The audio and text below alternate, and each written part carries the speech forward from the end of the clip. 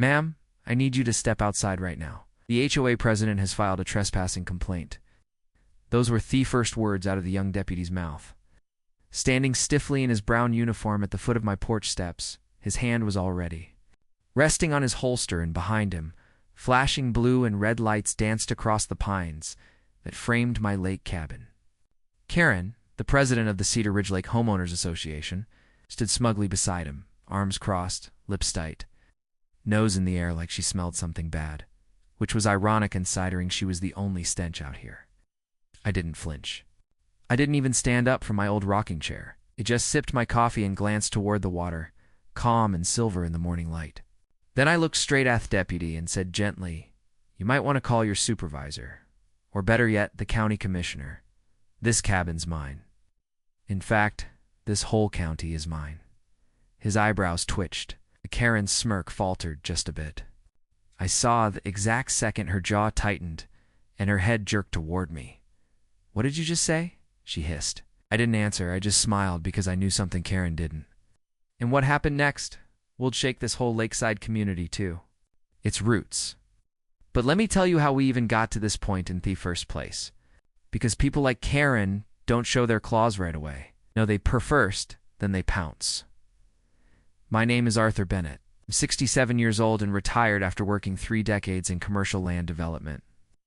I spent most of my life in steel-toed, boots and hard hats, building up parts of this state before most of these HOA folks even knew how to file a zoning complaint.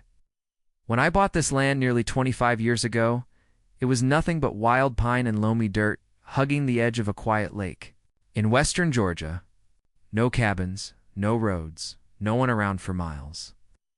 I built this cabin with my own hands, poured the foundation, cut the timber, even carved the porch swing. I didn't just own the cabin. I owned the soil it sat on, and the acres of trees surrounding it. Fast forward to 5 years ago. Slick Development Company came to town and built a high-end gated community about 3 miles up the lake. It's fancy houses, custom docks, winding private roads, and of course, an HOA with rules stricter than a military barracks. At first, I didn't care. I still had peace. My side of the lake was quiet, untouched. But then they started expanding. More houses popped up, new neighbors, and with them came the rules. First, it was voluntary community contributions, then a push.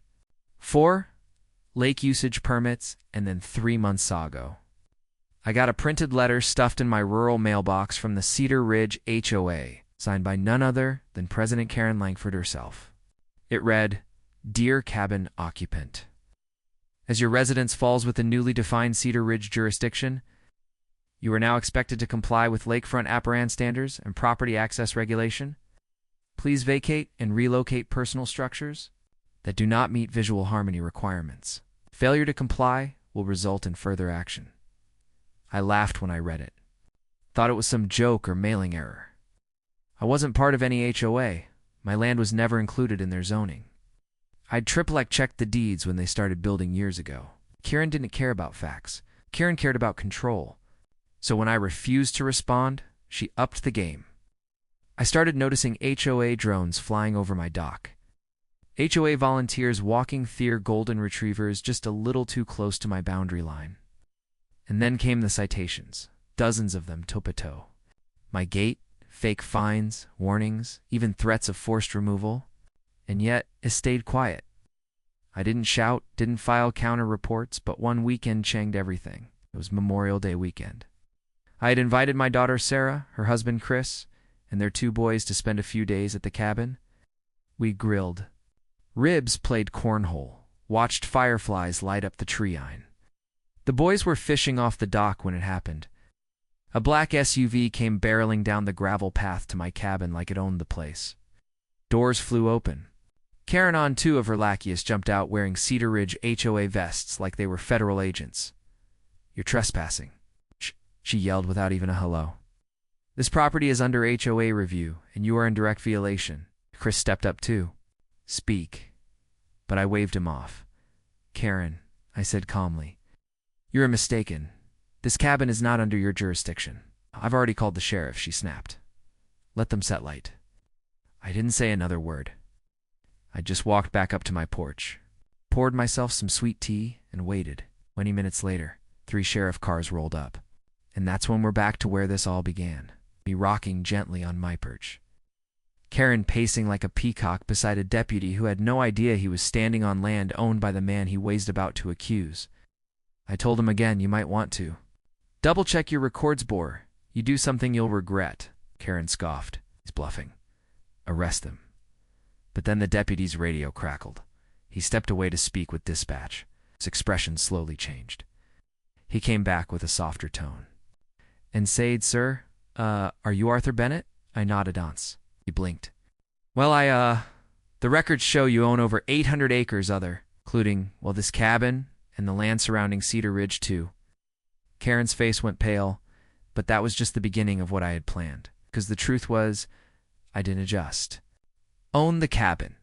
I owned the entire county line that Karen had built her fake kingdom inside, and I had just filed papers the week before that would change everything about her little HOA rulebook. But I hadn't told her yet.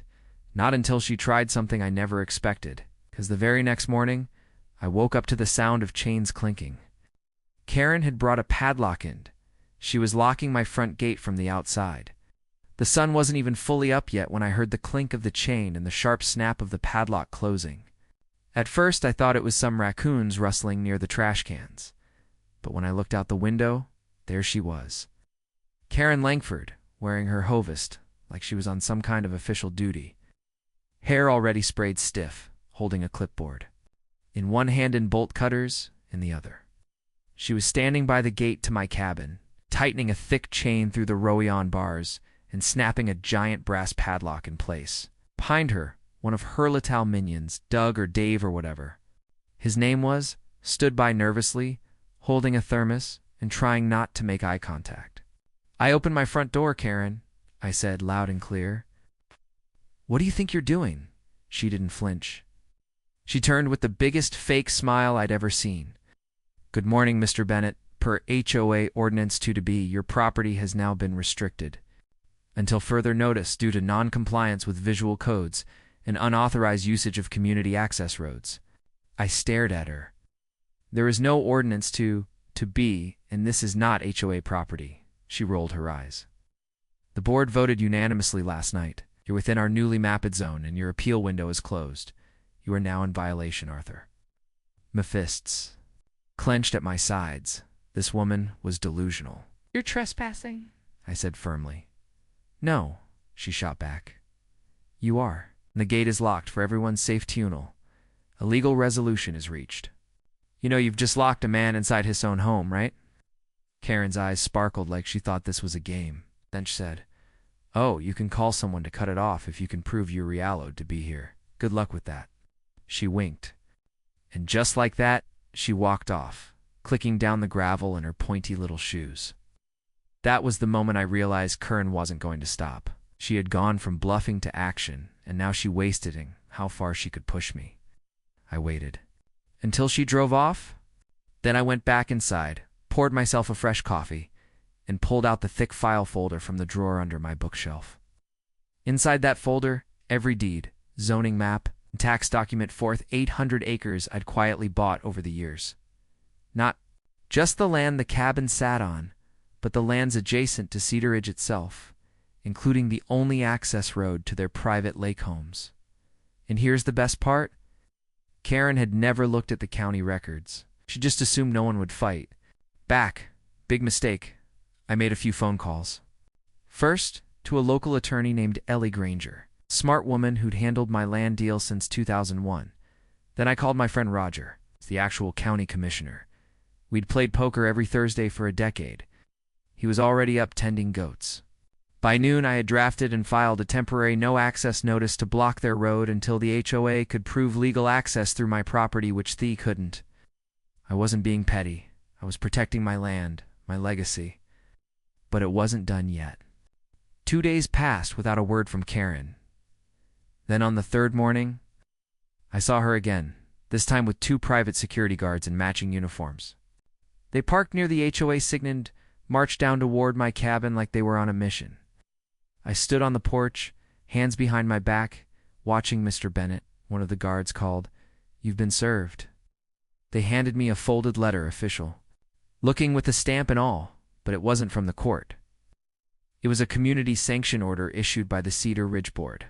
It claimed that I had violated peace standards and was hereby being banned from occupying or residing within HOA-controlled territories.